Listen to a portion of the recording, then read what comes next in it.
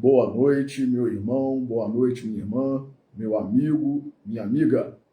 Você que está inscrito no canal Pregações Espíritas no YouTube e você que nos acompanha na página Pregações Espíritas no Facebook. Sejam todos muito bem-vindos a mais uma pregação de sábado às 20 horas, hoje, dia 21 de setembro de 2024.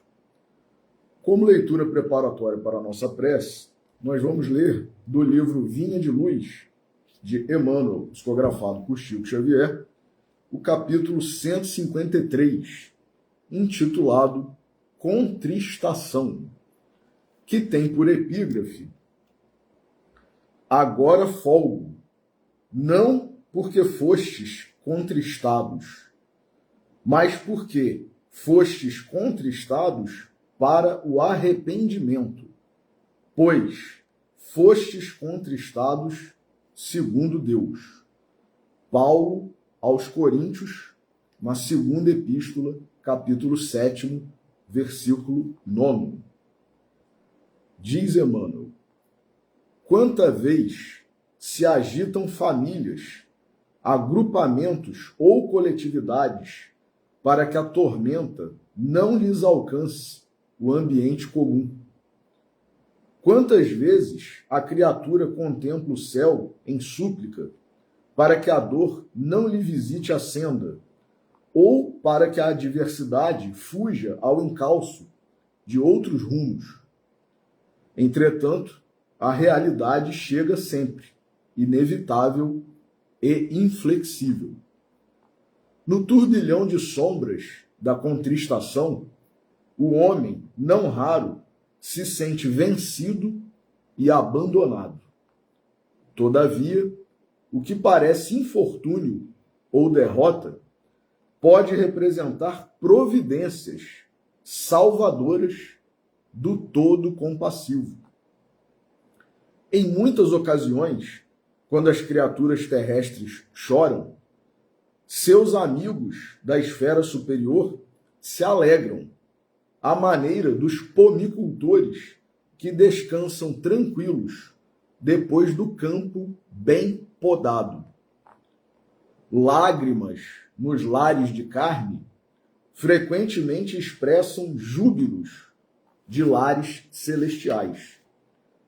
Os orientadores divinos, porém, não folgam porque os seus tutelados sejam detentores de padecimentos, mas justamente porque semelhante situação indica possibilidades renovadoras no trabalho de aperfeiçoamento. Todo campo deve conhecer o tempo de ceifa ou de limpeza necessárias. Quando estiverdes contristados, em face de faltas que cometestes impensadamente, é razoável sofrais a passagem das nuvens pesadas e negras que amontoastes sobre o coração. Contudo, quando a prova e a luta vos surpreenderem a casa ou o espírito em circunstâncias que independem de vossa vontade, então é chegada a hora da contristação segundo Deus, a qual vos eleva espiritualmente, e que por isso mesmo provoca a alegria dos anjos que velam por nós. Vamos assim fazer a nossa oração, pedindo a Deus, nosso Pai, a Jesus, nosso Mestre, aos amigos e benfeitores espirituais, aos espíritos familiares e simpáticos, aos nossos anjos guardiães, que nos inspirem, que nos abençoem, para que nós possamos, nesta noite de sábado, 21 de setembro de 2024, recebermos em nossos corações, em nossas mentes, essa mensagem que Jesus veio nos trazer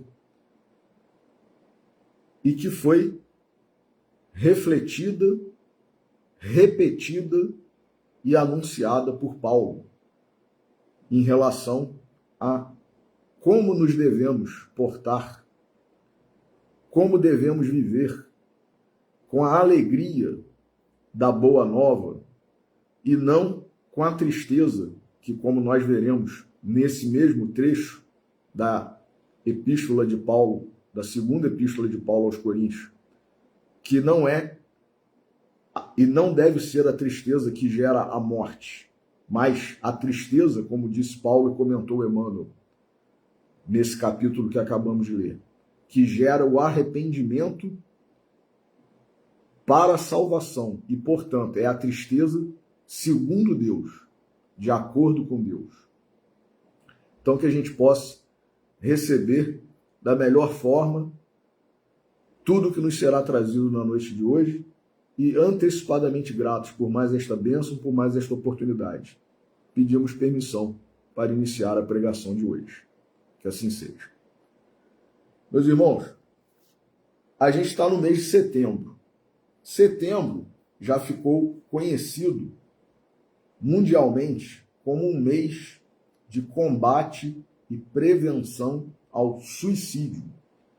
Inclusive, recebe, né, a denominação de Setembro Amarelo, para que nós nos atentemos para isso. Que hoje, na atualidade, é uma das causas consideráveis em termos de quantidade de morte. As pessoas, antigamente, se suicidavam menos do que hoje em dia. Isso é triste, né? Mas é uma realidade. E nós, espíritas, já está lá no livro O Evangelho segundo o Espiritismo, o suicídio e a loucura, nós sabemos que há um contingente espiritual, muitas vezes o suicida é reincidente, já tentou ou já se suicidou em outras encarnações, e muitas vezes, na grande maioria, quase em sua totalidade. Eu só não vou dizer que é em todos os casos para não causar polêmica, porque senão vai ter gente dizendo que não sei o quê, mas quase em toda a situação existe um contingente de obsessão, contingente espiritual de espíritos que não querem o nosso êxito, a nossa superação na atual experiência, na atual encarnação, e sabendo que nós já temos uma determinada tendência, uma determinada fraqueza, ou que já fizemos isso, né, por, na maioria das vezes, não suportar, não aceitar as dificuldades que estamos vivenciando, eles ficam instigando, insuflando na nossa mente esses pensamentos, quando não partem diretamente de nós mesmos.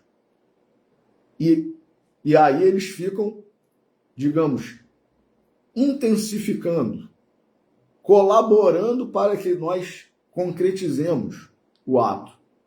Então, por exemplo, já no livro O Evangelho segundo o Espiritismo, existe, né, o trecho, o item, que aborda no nosso viver como espírito encarnado as vicissitudes da vida, o bem e o mal sofrer, e o que a doutrina, com Allan Kardec e os espíritos superiores, denominaram de loucura e suicídio.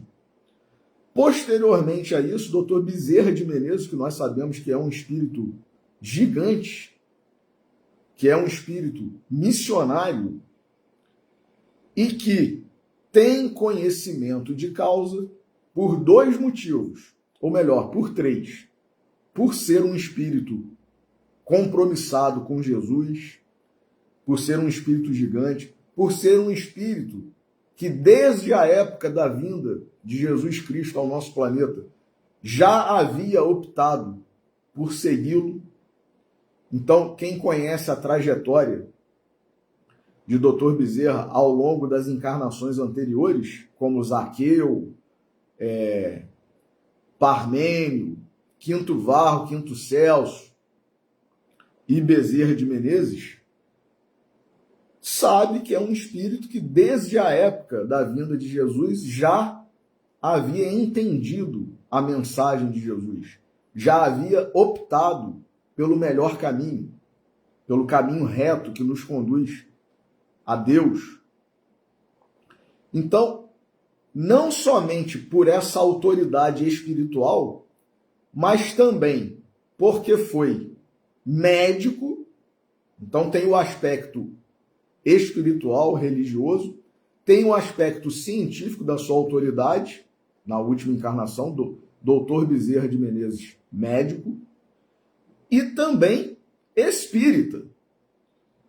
Então ele reúne 3 requisitos, 3 condições, 3 características que fazem com que nós outros não possamos contestar o que ele, na sua missão, na sua autoridade espiritual, no seu conhecimento médico, científico, afirmou. E que lançou, embora o livro tenha sido publicado em 1920 e Dr. Bezerra tenha desencarnado em 1900, ele deixou escrito um livro que é conhecido na seara espírita como A Loucura sob Novo Prisma, em que ele fez pesquisas como médico e como espírita sobre pessoas diagnosticadas com problemas psiquiátricos, mentais, e que tinham, sim, um fator de obsessão, de problema espiritual, de perseguição, muitas delas culminando com o suicídio. Então, eu não estou falando aqui nem como médico, nem como espírita, nem como psicólogo, nem como autoridade espiritual. Eu estou falando o que eu li e que está à disposição de qualquer um. É só adquirir, só ler o livro A Loucura sob Novo Prisma. Então, afora esse livro, que é de ninguém mais, ninguém menos que Dr. Bezerra de Menezes, existem inúmeros outros livros, principalmente na seara espírita. Um deles é o Loucura e Obsessão, de Manuel Filomeno de Miranda, psicografado por Divaldo Franco, em que ele, o espírito Manuel Filomeno de Miranda, afirma que quase a totalidade dos casos de loucura estão relacionados diretamente com obsessão. Sou eu que estou falando isso? Não, é Manuel Filomeno de Miranda, também um gigante da doutrina. Então, nós podemos eventualmente contestar algumas coisas quando nós temos condição de contestar. Kardec, na sua sabedoria, no seu bom senso, ele disse que se um dia a ciência comprovasse que tudo aquilo que ele deixou codificado não fosse verdade, se a ciência comprovasse, não é teoria, alegação, ideologia, não é nada disso, é comprovação científica. Era para nós ficarmos com a ciência. Então, a humildade de Kardec de não se dizer senhor absoluto da verdade, senhor da verdade absoluta, não. Porém, não existe nada que comprove o contrário do que Kardec disse, do que Dr. Bezerra disse, do que Manuel Filomeno de Miranda disse. Então, a gente tem que reconhecer, a gente tem que ter humildade para aceitar essas verdades, mesmo que a gente não goste, mesmo que não nos agradem essas verdades. Então, a gente tem que encarar isso como um fato, uma realidade, uma verdade e aproveitar a misericórdia desses espíritos que estão a nos esclarecer, a nos ajudar. O que eles querem com essas informações? Que nós estejamos esclarecidos e não incorramos em erros, em equívocos, em divulgação equivocada de supostas verdades que não são verdades, num assunto que é sério, que é grave e que tem aumentado o número de casos concretizados, né, consumados, como já está também comprovado aí diante de pesquisas, né, de índice, número de pessoas que se suicidam por ano, enfim, né, uma série de pesquisas que têm sido feitas nos últimos anos, constatando essa realidade. E aí, por que eu comecei aqui com essa epístola de Paulo e esse comentário de Emmanuel? Emmanuel disse aqui que quando a gente vivencia um problema, uma dificuldade, e isso, sim, lógico, ninguém, né, deve ser desequilibrado, né, desajuizado, insano, de que maravilha, eu estou sentindo dor, que ótimo, né? Não é nada disso. Que maravilha, eu estou passando por uma situação difícil. Não, não é isso. Porém, com o esclarecimento que a doutrina espírita nos traz, principalmente em razão da lei de causa e efeito. Lei de causa e efeito. Que a gente sabe que a gente está num mundo de provas e expiações, ou sendo testado, provado, ou expiando, pagando.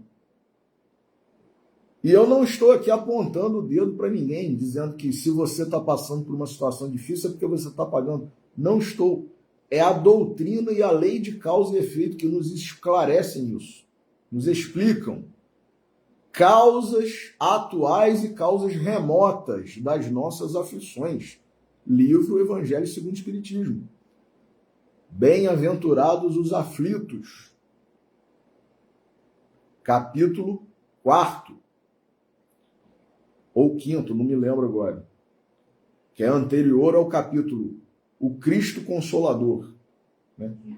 Então, a gente tem que encarar a realidade. Não encarar a realidade é o quê? Sinônimo de orgulho. É uma fuga. Eu não aceito, então eu contesto, eu fujo, eu não quero, né, que isso seja divulgado, eu não quero divulgar dessa forma. Mas Emmanuel nos disse aqui que quando a gente vivencia uma situação de dificuldade, de sofrimento, de dor, os espíritos benfeitores se alegram não porque eles gostam de ver nós outros sofrendo. Não tem nenhum espírito benfeitor, amigo, protetor de nós outros que seja um sádico, né? Que ia lá, tá sofrendo, que maravilha, né? Olha só, olha como que ele está se contorcendo lá. Não é nada disso. Os espíritos, eles estão muitas vezes felizes com aquela felicidade que é irmã da esperança. Sim, agora, muito provavelmente, ele vai tomar um outro rumo na vida. Agora ele vai acordar. Agora, como disse Paulo, essa tristeza vai gerar um arrependimento que promove a salvação. Paulo disse isso, meus irmãos. Então, como que um espírito que quer bem a nós outros, que nos protege, que nos orienta, que nos auxilia, que nos inspira, vendo que a misericórdia de Deus, o amor de Deus, está abrindo novos caminhos, novas portas para nós outros, ele não vai ficar feliz? Lógico que vai. Então, é sabendo que nós temos muito mais chance de mudar, de dar uma guinada na nossa vida com o auxílio do sofrimento, esse espírito vai se alegrar. E por isso, a exortação de Paulo, que nós também devemos nos alegrar. Na medida, né, do equilíbrio, do são. É a tristeza que gera o arrependimento, que gera a salvação. E não a tristeza que gera a morte, que é o versículo seguinte. Esse versículo que constou como epígrafe aqui do capítulo que nós lemos, como leitura inicial, é o capítulo 9, é o versículo 9, do capítulo 7. Segunda epístola de Paulo aos Coríntios, capítulo 7, versículo 9. Agora folgo. Folgo é o quê? Eu me rejubilo, eu fico feliz. Não porque fostes contristados, mas porque fostes contristados para o arrependimento. Então, olha só, até Paulo também. Eu estou feliz, não é porque vocês estão tristes, mas porque vocês estão tristes e que essa tristeza vai gerar o arrependimento. É por isso. Então, não é aquela pessoa má, cruel, que gosta de ver o outro, né, sofrendo, chorando, padecendo. Não é nada disso. É a alegria do espírito que já está num nível muito acima do nosso e que sabe que aquela dor ali, que é momentânea, é passageira. Aquela tristeza vai gerar uma guinada na nossa vida, muitas vezes. Uma mudança radical. E aí, com esse sofrimento, com essa mudança, um arrependimento e a salvação. Então, esse é o versículo 9. O outro versículo, que é o versículo 10, fala o seguinte: porque a tristeza, segundo Deus, opera arrependimento para a salvação, o qual não traz pesar. Lógico, o arrependimento que gera salvação não traz pesar. Mas a tristeza do mundo gera a morte. Então, meus irmãos, quem ler o item lá, o suicídio e a loucura, do Evangelho segundo o Espiritismo, vai ver que muitas vezes esse suicídio foi antecedido de uma tristeza, de uma depressão. E o que é essa tristeza que Paulo fala que gera a morte? E gera a morte mesmo. É essa tristeza baseada numa falta de esperança, achando que nós não estamos amparados por Deus, que nós não estamos sob as vistas de Deus, abrangidos pelo amor de Deus, pela misericórdia de Deus. É essa tristeza, a tristeza da falta de esperança. É a tristeza que não tem certeza do futuro, do amanhã. É a tristeza que não aceita que fomos nós mesmos os causadores daquele sofrimento, daquele padecimento, na grande maioria das vezes. É a tristeza que não entende que isso passa. Na mesma encarnação, muitas vezes a gente fica livre de determinadas coisas, de determinados sofrimentos, de determinadas doenças, de determinadas situações, ou numa encarnação posterior, no plano espiritual. Então, se a gente tem uma doença aqui na Terra hoje, quando a gente desencarnar, a gente não vai ter mais essa doença. Se a gente tem uma limitação, a gente não vai ter. E muitas vezes, na própria encarnação, a gente fica curado. Então, essa tristeza que gera a morte é a tristeza que não acredita em nada. Nem na ciência do mundo. Porque a medicina do mundo é proporcionada por Deus. Por isso que a medicina avança aí a cada dia. né? Novas curas, novas descobertas para doenças que já são conhecidas há muito tempo por nós outros. Então, meus irmãos, ao contrário de tristeza, nós devemos ter felicidade. Nós devemos ser felizes. Então, por exemplo, no livro de Vinícius, Nas Pegadas do Mestre, livro maravilhoso, né, como todos dele, tem um capítulo aqui intitulado Alegria de Viver, que tem por epígrafe o versículo 22 do capítulo 16 do Evangelho de João, que ele fala assim: e o vosso coração se encherá de gozo, e esse gozo ninguém vô-lo tirará. Olha que maravilha. O pessimismo, diz Vinícius, envenena a fonte da vida, destruindo em nosso espírito a alegria de viver. Olha o perigo, hein? O pessimismo. O que é pessimismo? Tristeza. O pessimismo envenena a fonte da vida, destruindo em nosso espírito a alegria de viver.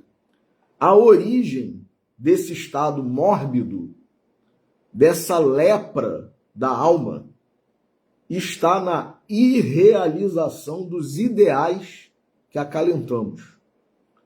Por isso, o pessimismo ataca mais a velhice que a mocidade. A mocidade, alimenta ilusões, sonhos, esperanças fagueiras, donde lhe advém entusiasmo, coragem e arroubo. Elementos estes que agem como preventivo contra aquele terrível morbus. Na velhice, as ilusões dissipam-se, as quimeras desvanecem-se, e com elas o entusiasmo e a alegria de viver. Da escolha, pois, do ideal que constitui objeto de nossas aspirações, tudo depende. Vou repetir. Da escolha, pois, do ideal que constitui objeto de nossas aspirações, tudo depende. A alegria de viver vem do ideal. A alegria, não existe onde o ideal falece, visto como este, o ideal, é o manancial que a sustenta. Sustenta quem? A alegria.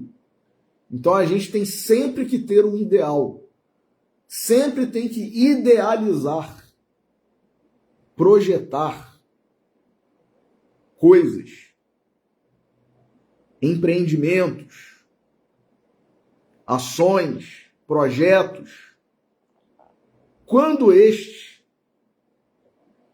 quem? O ideal.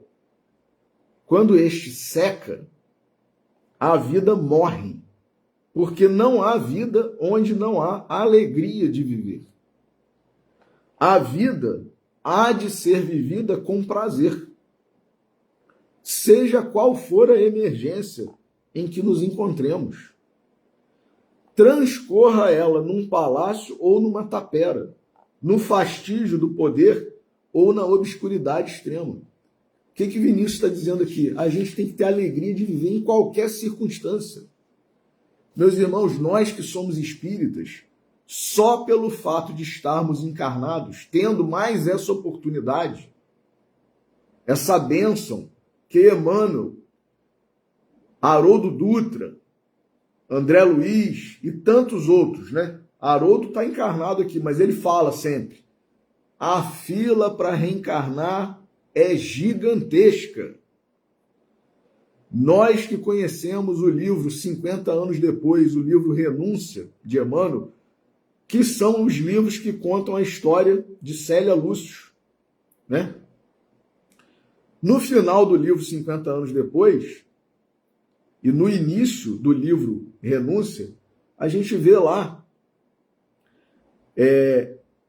Célia Lúcio né, que tinha ascendido, né, evoluído de forma exemplar, de forma heróica, ela,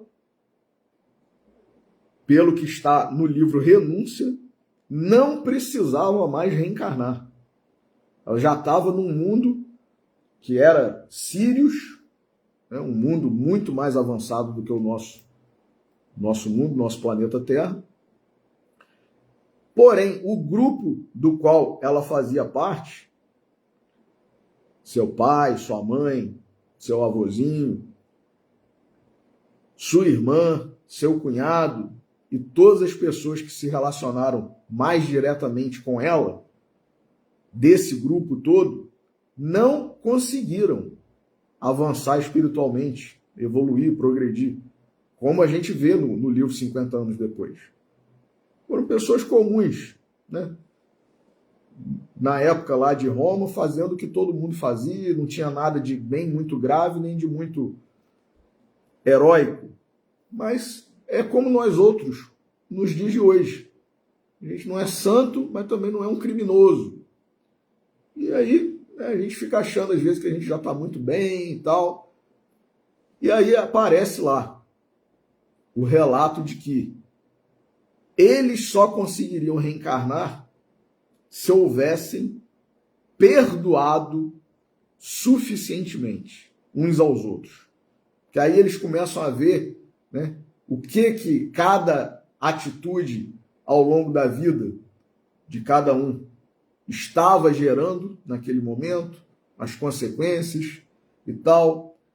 Então, pessoas que se envolveram na trama lá da Cláudia Sabina, a própria Cláudia Sabina, a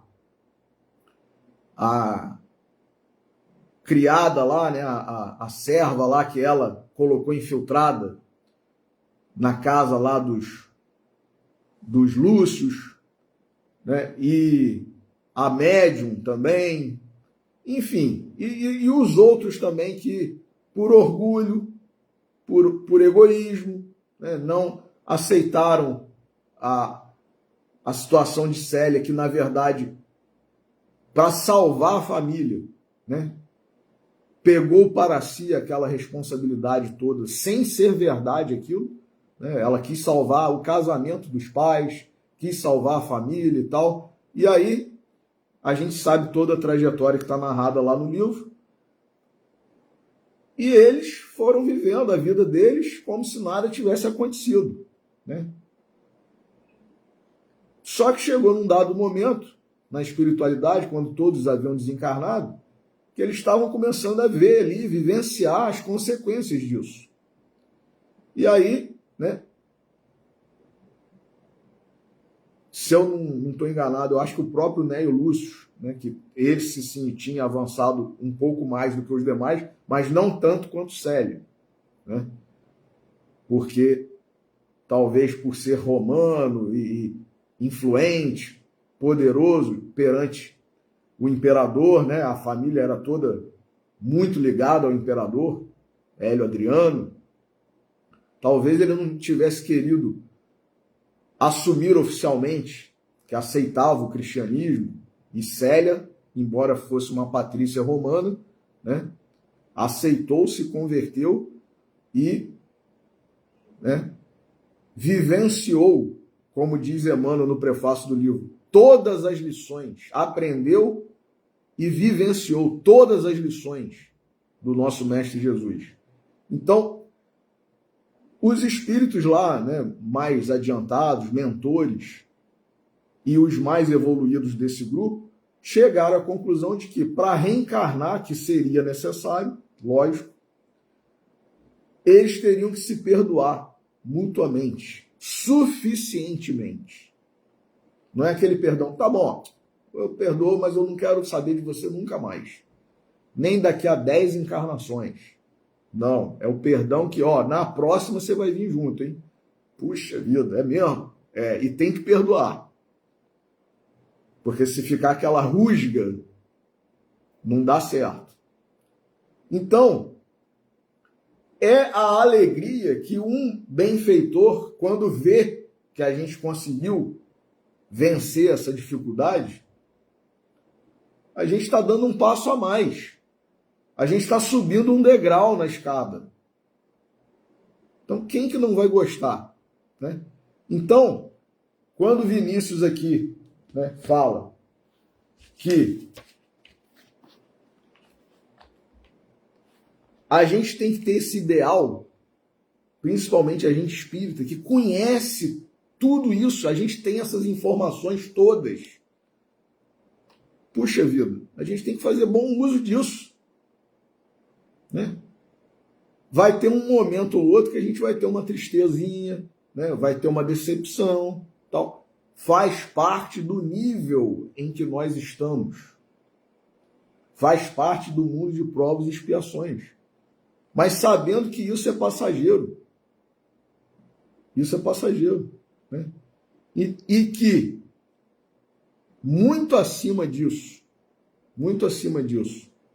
Jesus, que não precisava encarnar, que é o nosso mestre, o nosso salvador, a representação direta de Deus, direta e pessoal de Deus, veio e passou por tudo que ele passou. Decepção, traição, tristeza, sofrimento, calúnia, difamação, bufetada, cusparada, crucificação, chicotada. E às vezes a gente reclama, né? Com o que a gente vivencia se compara ao que Jesus vivenciou? Lógico que não. E ele passou por tudo isso. Sem precisar, porque não tinha lei de causa e efeito se aplicando a ele. Ele não estava pagando nada que ele fez em outra encarnação, né? Ele não estava sendo provado. Nós estamos. Então, ele, por exemplo, né, fazendo só um pequeno parênteses aqui, no livro Boa Nova, de Humberto de Campos, tem um capítulo maravilhoso aqui que fala sobre Bartolomeu. É o capítulo 8º. Bom ânimo. Olha aí, olha a exortação de Humberto de Campos para nós outros. Bom ânimo.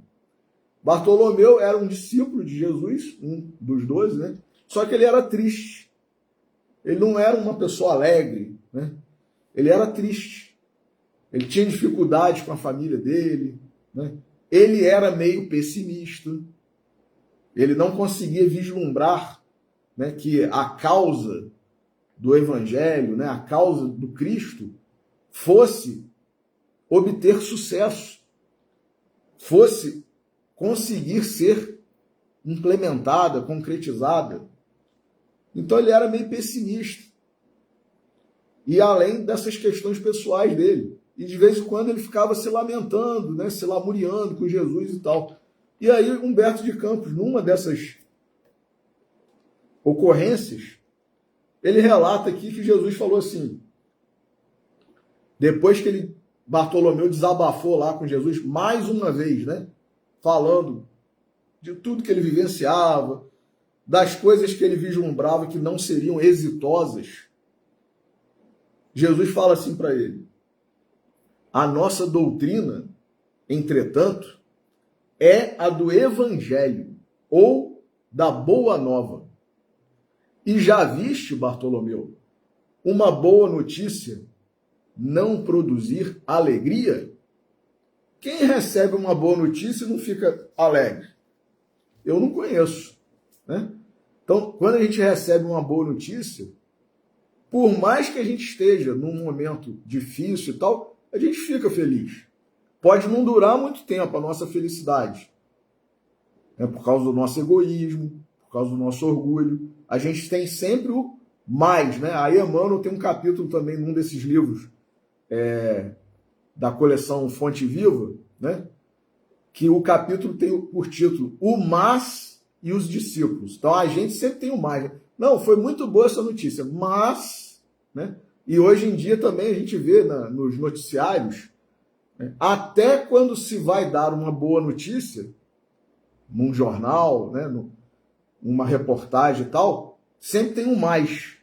Isso assim e tal, mas, então quer dizer, hoje em dia o jornalista, ele não passa somente na função fática e referencial, né, que é o principal do jornalismo, né, de acordo aí com os linguistas, né, ele não passa somente a notícia boa, não. Ele passa a notícia boa, mas tem que ter uma carguinha ali ó, isso assim que aconteceu é bom. Mas, então quer dizer, o bombardeio que nós sofremos de notícias ruins, pessimismo, se a gente se deixar levar por isso tudo, a gente entra numa esfera de vibração, de energia, que é difícil a gente sair.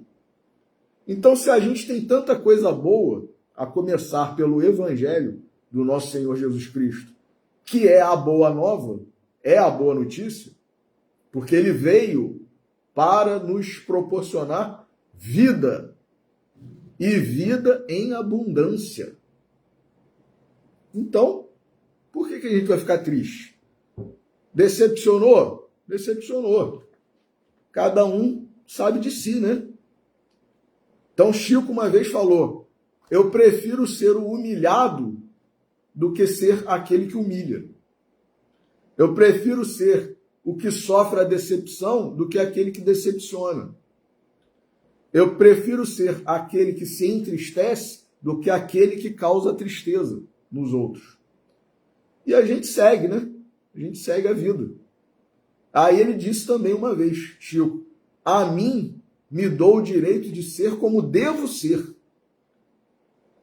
E aos outros, o direito de serem como eles quiserem. Então a gente tem que cuidar de como a gente deve agir, de como a gente deve ser. E cada um vai usar o seu livre-arbítrio. Lógico que quando a gente está vendo alguém errar e tal, cabe, né, se houver oportunidade, às vezes uma conversa, uma orientação, um esclarecimento. Agora, e a pessoa vai aceitar? Muitas vezes não. Então a gente tem que respeitar, né, o livre-arbítrio.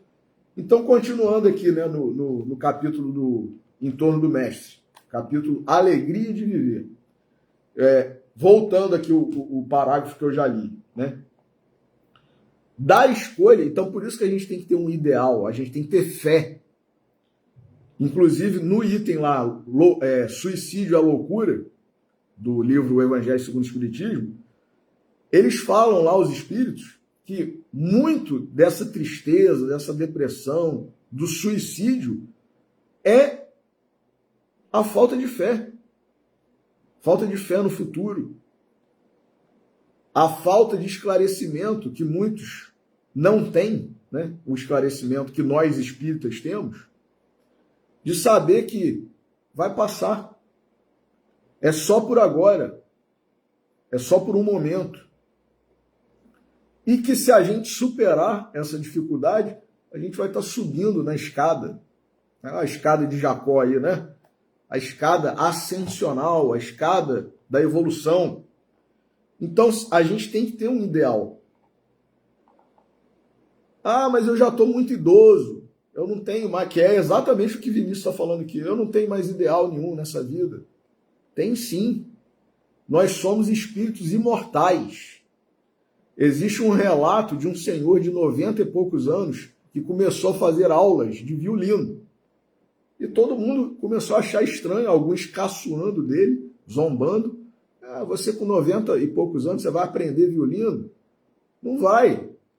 Você vai conseguir executar, né, alguma composição, alguma música? Não. Você vai conseguir se apresentar em alguma apresentação pública, fazer parte de alguma orquestra, né? Não, não vai. Aí ele falou assim, olha só, esse senhor era espírita. Eu posso não conseguir nessa, mas na outra, quando eu vier, eu já estou com esse conhecimento aí do violino. Aí a gente vê, às vezes, criancinhas, né, em tenra idade, tocando um piano, tocando um violino, violão, regendo. uma orquestra, nem estudaram nessa vida nada relacionado a isso. De onde que elas trazem, né, esse conhecimento? Às vezes é o velhinho, que na outra vida, na outra encarnação, começou aos 90 anos. Esse tem ideal, né? Esse teve ideal. E nós temos que ter também. Então, diz Vinícius aqui, da escolha, pois, do ideal que constitui o objeto de nossas aspirações, tudo depende. A alegria de viver vem do ideal. Ela não existe onde o ideal falece, visto como este é o manancial que a sustenta. Quando este seca, a vida morre, porque não há vida onde não há alegria de viver. A vida há de ser vivida com prazer, seja qual for a emergência em que nos encontremos. Transcorra ela num palácio ou numa tapera, no fastígio do poder ou na obscuridade extrema. Se a velhice é pessimista, é porque na mocidade nutriu ideais rasteiros ou quiméricos. Olha agora a lição que Vinícius está a nos dar. O espírito não envelhece, é imortal. Na imortalidade não há decrepitude, porque não há morte. O pessimismo, portanto, não é fruto da decadência da matéria. É antes consequência da descrença e da desilusão quanto aos ideais entusiasticamente acalentados. Então a gente tem que saber escolher o ideal, o projeto. Se eles eram falhos e irrealizáveis, ou se não corresponderam pela sua natureza às necessidades da alma, hão de ocasionar amargas decepções que destruirão a energia e a fé, mergulhando os espíritos no pessimismo, que é a sepultura da vida. Olha aí, meus irmãos. Então a gente tem que saber escolher qual ideal, qual projeto eu vou ter. Porque às vezes a gente faz um projeto pensando só nessa vida aqui. Ah, eu quero ser isso, eu quero ser aquilo, eu quero ser rico, eu quero ganhar na Mega Sena, eu quero ter o título de não sei o quê. Para que isso? Essa que é a questão. Para quê? Qual a finalidade disso? Ostentar? Ostentar riqueza? Ostentar inteligência? Ostentar cultura? É para isso? Qual a utilidade espiritual disso na minha vida? Depois que eu desencarnar, isso vai ter servido para o meu progresso, o meu adiantamento? Ou, ao contrário, para que eu fique estacionado, para que eu contraia mais débitos? Então, a gente tem que saber qual ideal a gente tem, qual projeto a gente faz, qual tesouro a gente quer acumular. Tesouros da terra, do mundo, ou tesouros do céu, tesouros espirituais, né? Cumpre, pois, analisarmos, diz Vinícius, cuidadosamente o ideal que alimentamos. Ele deve ser puro, elevado e, sobretudo, possuir o cunho inconfundível da realidade. Não ter projetos ilusórios, ideais, como ele disse aqui, quiméricos, irrealizáveis. Irrealizáveis. Então, às vezes, a gente se envereda por caminhos. Está lá no livro também dos Espíritos, né? Não corrais atrás de quimeras. Não corrais atrás de quimeras. A gente acha que vai resolver isso, vai resolver aquilo, vai resolver a situação do mundo, vai resolver a situação do Brasil, vai resolver a situação não sei de onde. Não vai resolver nada. A gente pode minorar muitas vezes alguma circunstância, alguma dor, algum sofrimento. Mas nós estamos no mundo de provas e expiações. Isso não significa que nós devemos nos acomodar, não é isso. Mas é encarar a realidade, é isso que Vinícius está falando aqui. Botar o pé no chão. Botar o pé no chão. Olhar para frente. E não ficar olhando para baixo, achando que a gente pode resolver tudo, né? Sem perspectivas, sem ideais maiores, sem saber que tudo vem de Deus. Paulo diz: tudo posso naquele que me fortalece. Então, se a gente não tiver um ideal conjugado com a fé, se a gente não acreditar que é Jesus que vai permitir ou não determinadas coisas na nossa vida para o nosso próprio bem, a gente vai ficar correndo a corrida dos ratos. É o hamster naquela rodazinha, que ele corre, mas não sai do lugar. É a gente fazendo esteira na academia. Não está andando pela cidade, vendo tudo. A gente está no mesmo lugar. Está fazendo esforço, está transpirando, está queimando caloria, mas não está andando para frente. É isso que a gente quer em termos espirituais? Então o nosso ideal tem a ver com isso também. Cumpre, pois, diz Vinícius, analisarmos cuidadosamente o ideal que alimentamos. Ele deve ser puro, elevado e, sobretudo, possuir o cunho inconfundível da realidade. Nada de edificações sobre a areia. É na rocha que devemos apoiar seus fundamentos. Precisamos adquirir convicção inabalável a respeito de sua realidade e de sua grandeza. A convicção vem da prova. Olha aí, meus irmãos. Mundo de provas e expiações. A convicção vem da prova. À medida que formos consumando o nosso ideal, nossa alegria de viver há de aumentar de intensidade, suportando todas as lutas, todas as provações, todos os reveses. A alegria de viver será em nós indestrutível, segundo assevera o Mestre, e o vosso coração se encherá de gozo, e esse gozo ninguém vô-lo tirará. O ideal de onde emana essa fonte perene de gozo e de vida não é deste mundo. Seu reino não é daqui. Havemos de realizá-lo dentro e não fora de nós. No mundo teremos tribulação, disse Jesus, né? Porém, com o ideal, diz Vinícius, venceremos o mundo. Não devemos impressionar-nos com as maldades e a corrupção do século. Olha aí, muita gente fala, né? Ah, mas não tem mais jeito, eu estou vendo o mundo do jeito que está. Tem jeito sim, e a gente não deve desanimar, se impressionar, se abater com as maldades e a corrupção. O reino da justiça, diz Vinícius, e do amor deve ser um fato em nosso interior, no recesso dos nossos corações. Os escândalos de que o mundo é pródigo abatem as energias morais, predispondo ao pessimismo. Então o Vinícius está dizendo aqui, ninguém é imune, né, a uma tristeza, a um desânimo. Porém, ele diz, mas se considerarmos que o reino de Deus nada tem com o exterior, não seremos atingidos pelos escândalos, por maiores que eles sejam. Ainda que se multiplique a iniquidade, nossa fé não arrefecerá.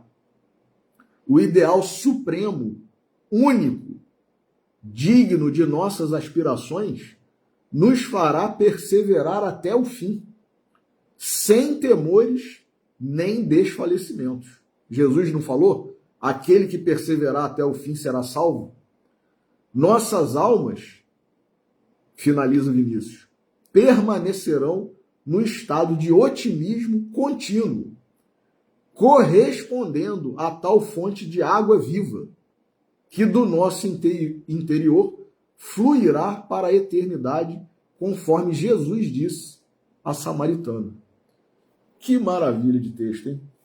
E aí, para finalizar, mais um texto de Emmanuel, agora do livro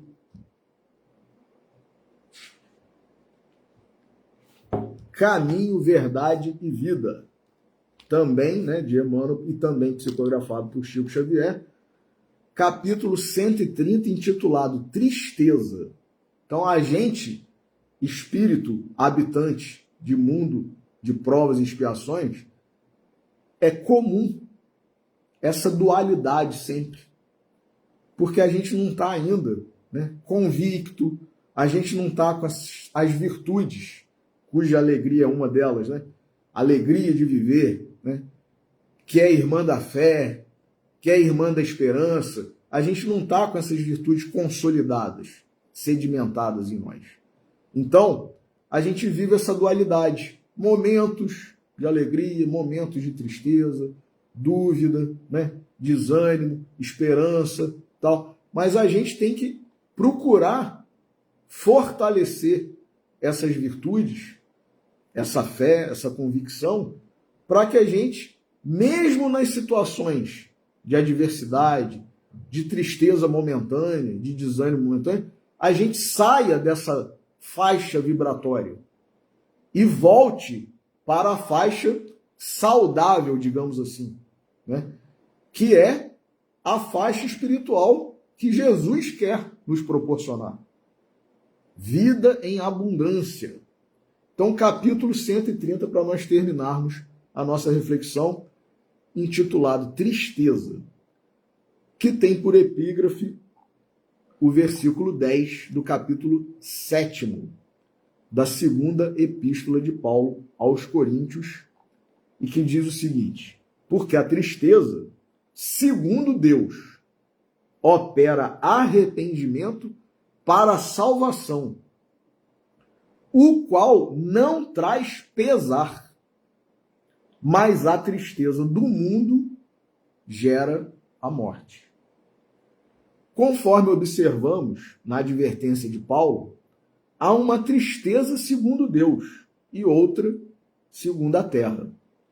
A primeira soluciona problemas atinentes à vida verdadeira. A segunda é caminho para a morte, como símbolo de estagnação no desvio dos sentimentos. Muita gente considera virtudes a lamentação incessante e o tédio continuado.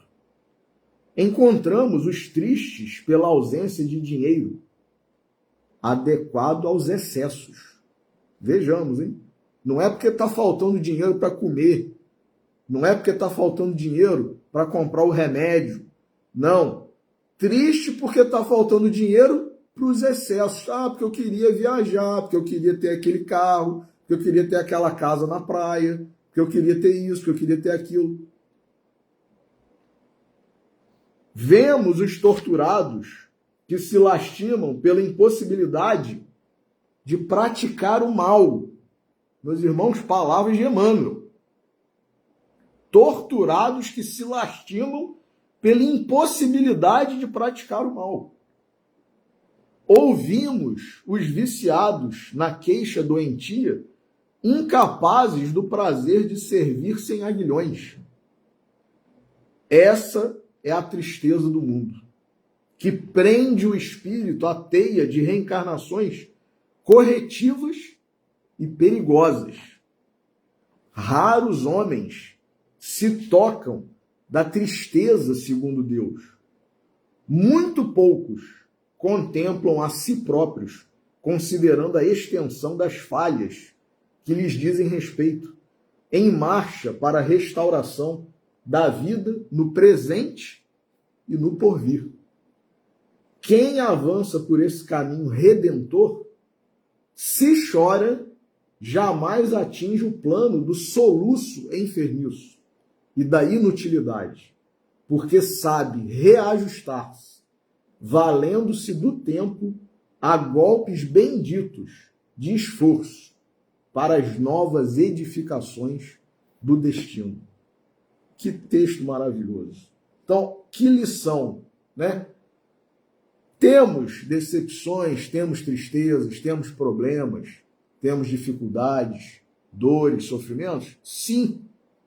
Mas Jesus disse: no mundo tereis aflições, Tende bom ânimo. Eu venci o mundo. Então a gente tem que procurar vencer tudo isso com Jesus, que é a tristeza segundo Deus. Gera arrependimento, que gera salvação. E não a tristeza segundo o mundo, das ilusões e desilusões, que geram o quê? A morte. Morte do nosso corpo de carne, cessação da vida, óbito, desencarnação e morte espiritual. Porque a gente fica estagnado, a gente fica num campo vibratório péssimo, e aí, às vezes, como está lá no filme Nosso Lar 2, Mensageiros, né, no livro Os Mensageiros, a gente, mesmo sabendo de tudo que a gente sabe, a gente vai desencarnar e vai ficar naquele estágio, naquele estado, né, de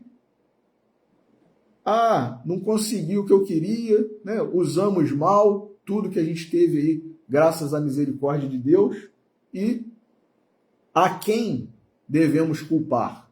Né? Com quem devemos reclamar? Com nós mesmos.